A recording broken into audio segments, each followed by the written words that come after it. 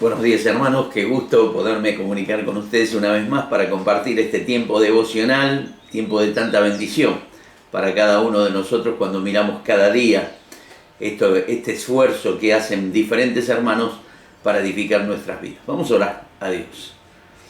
Señor, te queremos agradecer este tiempo para nosotros tan precioso y especial, porque vamos a considerar tu palabra, tu consejo, Señor.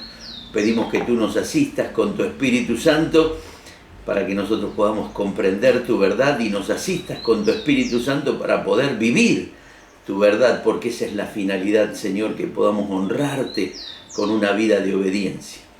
Señor, pedimos por este tiempo que vive nuestro mundo tan difícil, Señor, que tú permitas que esto que se va descubriendo, estas vacunas que van saliendo, se perfeccionen, Señor, y realmente sean efectivas para la resolución de este problema tan grave, tan difícil, que causa tanto estrago en este mundo. Gracias por este tiempo que nos vas a dar. Bendice nuestra congregación. Pedimos en el nombre del Señor Jesús. Amén. No sé si recuerda, hermano, el último devocional que yo di. Sí, allí yo hablaba acerca del apóstol Pablo, ¿no es cierto? Y decía que el apóstol Pablo era un campeón, que por lo menos a mí me encantan sus enseñanzas, aprendo muchísimo de él, pero que yo lo quería ver, decía en el último devocional, quería verlo en una faceta, ¿sí?, que nos presenta la palabra de Dios, donde él nos muestra, ¿sí?, que él era igual que todos nosotros. Si bien se destaca por su entrega, se destaca por su consagración, se destaca por su servicio, por su trabajo, él era un hombre que tenía las mismas luchas que tenemos cada uno de nosotros. Y esto, decía yo, es muy importante. A veces los pastores corremos un serio riesgo cuando enseñamos la palabra de Dios, porque, como decía en el anterior devocional, a veces la gente piensa que está hablando con un Superman, con una persona que tiene todo resuelto y que no tiene las mismas luchas que cualquier creyente en su vida diaria. Y esto no es así. También decía que esto no significa que porque haya luchas tenemos que pensar, bueno, si el apóstol Pablo tenía sus luchas, está bien que yo baje los brazos o que no me esfuerce en vivir mi fe y ser un ejemplo para las personas que me ven. No debe ser así. Y hablábamos, ¿sí? Hablamos de dos temas que el apóstol Pablo nos presenta acerca de su vida. La primera la habíamos visto en 2 Corintios capítulo 12 y en el versículo 7.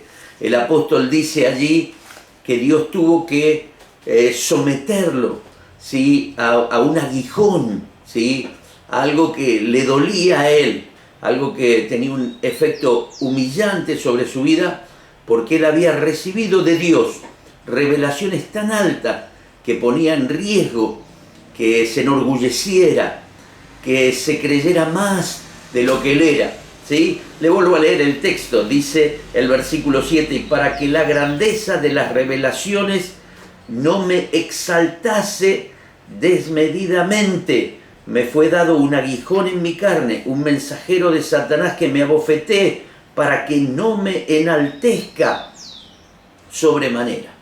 Fíjese que Pablo dice que había un gran riesgo para su vida espiritual, ¿sí? No se exaltase, dice al principio del texto, y no me enaltezca, dice al final del texto. Él había recibido revelaciones extraordinarias como nadie había recibido, y había un riesgo de que él se creyera más de lo que era, que él se creyera que era él y no la gracia de Dios en su vida. Y dice que era tan doloroso lo que le pasaba, como decía en el anterior devocional, algunos creen que era una ceguera que iba tomando la vista del apóstol Pablo. Y dice el versículo 8, respecto a lo cual 3 veces he rogado al Señor que me lo quite, y me ha dicho, bástate mi gracia. Ese poder de Dios en la vida de Pablo lo podía sostener aún en medio de esta dificultad, ¿sí? Y no sé qué piensa usted, ¿no es cierto? Quizás uno podría pensar, bueno, Dios fue muy duro con Pablo, ¿sí? Pero Pablo entiende, ¿sí?, que él era un hombre como cualquiera de nosotros y Dios produjo eso en la vida del apóstol Pablo, para que el apóstol Pablo no se apartara de Dios, no se alejara de Dios, no deshonrara a Dios. Hay un ejemplo en el Antiguo Testamento que me gustaría compartir con ustedes rápidamente, ¿sí? Hubo un rey extraordinario en el pueblo de Israel, el rey Usías, ¿sí? Capítulo 26 de Segunda Crónicas, si usted lo quiere buscar, ¿sí? Y dice, le voy a leer varios textos, dice, y persistió en buscar a Dios. Estoy leyendo el versículo 5, ¿sí? Del capítulo 26 de Segunda Crónicas. Dice que este rey Usías, dice, persistió en buscar a Dios en los días de Zacarías, entendido en visiones de Dios. Y en estos días en que buscó a Jehová, él le prosperó, era un rey próspero. Y salió y peleó contra los filisteos, y rompió el muro de Gad, y el muro de Jabnia, y el muro de Asdod, y edificó la ciudad de Asdod en la tierra de los filisteos. Dios le dio ayuda contra los filisteos y contra los árabes que habitaban en Gur-Baal y contra los amonitas. Y dieron los amonitas presentes a Usías, y se divulgó su fama hasta la frontera de Egipto, porque se había hecho altamente poderoso. Este hombre buscaba a Dios y prosperaba de forma extraordinaria. Pero fíjese el versículo 16, ¿sí? Nos dice una frase terrible, dice, mas cuando ya era fuerte, su corazón se enalteció. Este era el riesgo que veía Pablo en su vida, que veía a Dios en la vida de Pablo.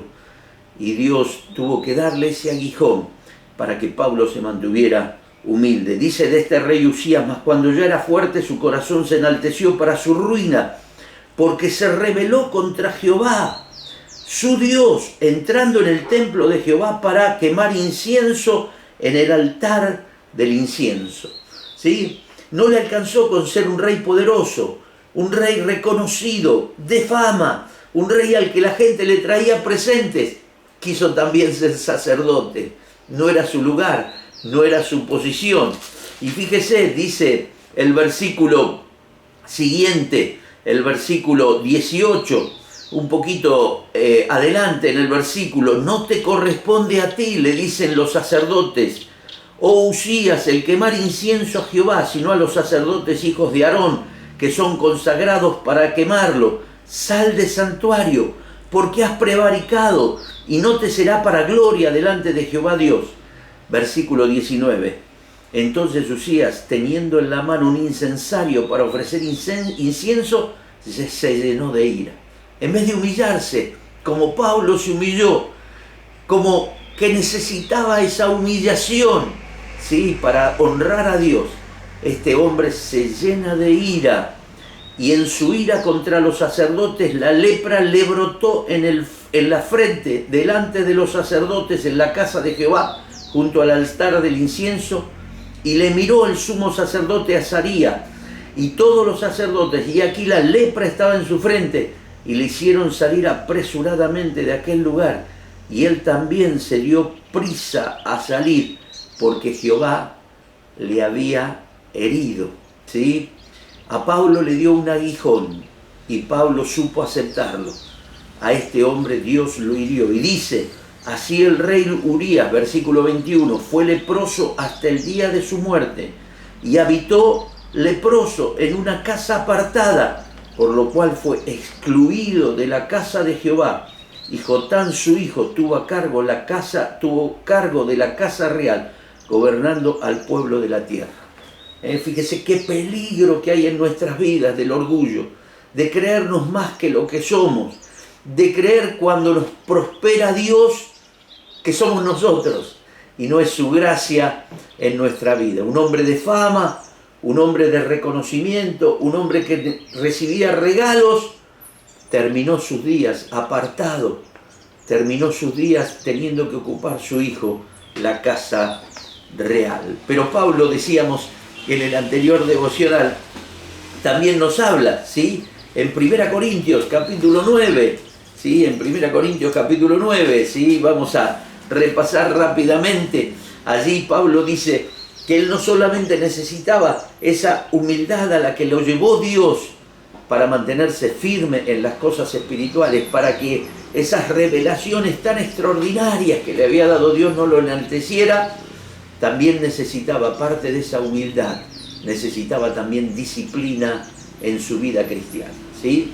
Y leímos en el anterior devocional, dice, todo aquel que lucha, 1 Corintios 9:25, todo aquel que lucha de todo se abstiene a la verdad, ellos a la verdad para recibir una corona corruptible, pero nosotros una incorruptible. Así que yo de esta manera corro, no como a la aventura, de esta manera peleo, no como quien golpea el aire, sino que golpeo mi cuerpo y lo pongo en servidumbre, no sea que habiendo sido heraldo para otros, yo mismo venga a ser eliminado. Dice Pablo, como decíamos, mejor dicho, en el devocional anterior, Pablo no habla de usted ni de mí, habla de usted, habla de mí, pero habla esencialmente de él. Dice él, así que yo, dice, de esta manera corro, yo de esta manera peleo, ¿sí?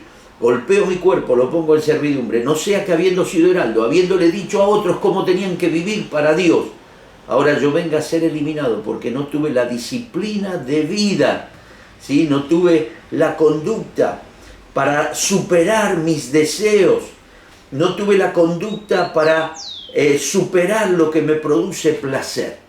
Pero quería agregar un texto más. Vamos a ir a Romanos capítulo 7, y Pablo nos habla de otra lucha que tenía él y que tenemos nosotros. A veces vuelvo a decir, cuando a veces luchamos con alguna pecaminosidad en nuestras vidas, cuando nos sentimos desafiados por algún mal en nuestras vidas, creemos que es a los únicos que nos toca esa lucha, y no es así. Todos tenemos esa lucha. Dice Pablo en el capítulo 7, en el versículo 23 de la carta a los Romanos, pero veo otra ley en mis miembros que se rebela contra la ley de mi mente y que me lleva cautiva la ley del pecado que está en mis miembros. Miserable de mí, ¿quién me librará de este cuerpo de muerte? Pablo ve una lucha en él, ¿sí? Una lucha. Su mente dice, tengo que honrar a Dios, pero sus miembros, esa pecaminosidad que aún siendo creyentes no ha desaparecido, ese viejo hombre que hay en nuestras vidas, quiere sobresalir, quiere salir a la superficie. Y Pablo siente el peso de esa lucha y termina este capítulo con el versículo 25 diciendo esta maravillosa frase: gracias doy a Dios por Jesucristo Señor nuestro. Es Cristo el que nos puede dar victoria en todas estas situaciones. Así que, hermano, le desafío, trabaje, y me desafío, no solo lo desafío a usted, y me desafío, trabaje sobre su humildad. Sepa aceptar cuando Dios lo pone en una posición de humillación. Yo he dicho alguna vez en la congregación, ¿no es cierto?, que aquí en el pueblo, por los años que vivo aquí, soy muy conocido. Y a veces recibo algunas atenciones especiales de las personas. Pero cuando voy a posadas o a otro lugar donde no me conocen, por ahí me retan o me dicen, póngase allí, ocupe aquel lugar, ¿no es cierto? Y me acuerdo las palabras de David en el Salmo 119. Bueno me es haber sido humillado para que guarde tu palabra. Permita que Dios trabaje sobre su humildad. Trabaje con Dios la disciplina de su vida para que su vida de fe no trabaje.